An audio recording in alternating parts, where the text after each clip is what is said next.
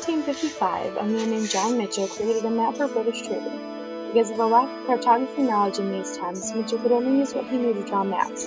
He ended up drawing the southern end of Lake Michigan a little too far. On July 13, 1787, Congress adopted the Northwest Ordinance. This document outlined how the Northwest Territory would be divided. Congress put the east-west boundary line of the southernmost tip of Lake Michigan, which, according to Faber, author of the Toledo War, the first Michigan-Ohio rivalry, Michigan later claimed as its rightful southern boundary with Ohio.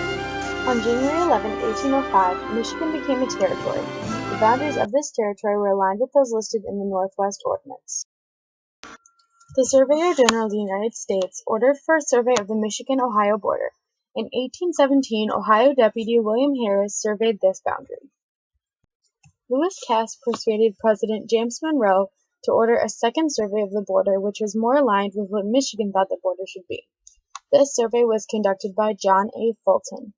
There ended up being a gap in between these two surveyors' border lines. This gap was eventually called the Toledo Strip. This was about 470 square miles between the Harris line to the north and the Fulton line to the south.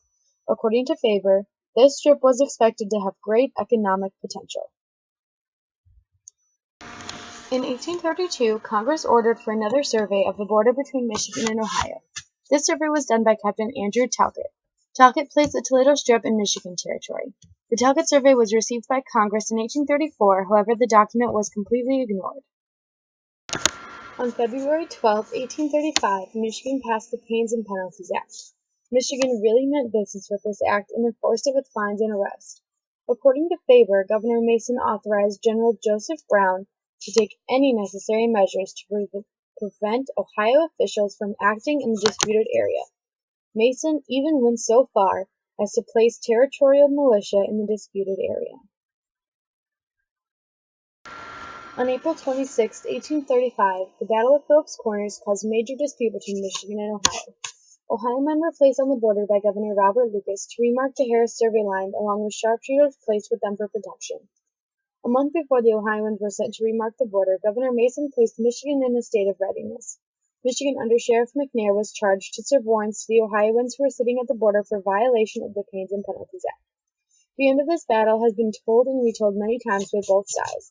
Michigan says militia members had a triumphant victory over Ohio, and Ohioans say they were victims of a cruel attack by Michigan. Several Ohioans were arrested and charged in violation of the Pains and Penalties Act.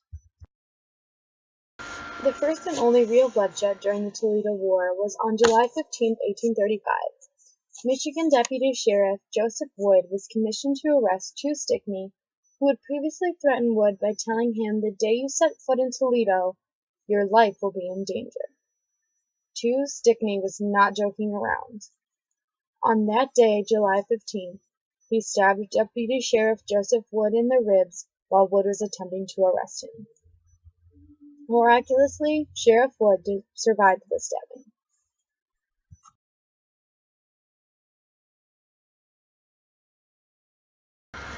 September 5th through 7th became the days of the final battle in the Toledo War, which was later named the Battle of Toledo. However, no blood was shed.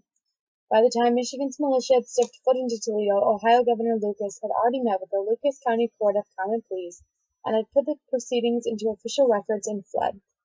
Michigan Governor Mason was fired on September 10th, just 3 days after their embarrassing defeat. Ohio won. Michigan was tricked by the 19th century version of Night Court. The Toledo Strip was now owned by the state of Ohio.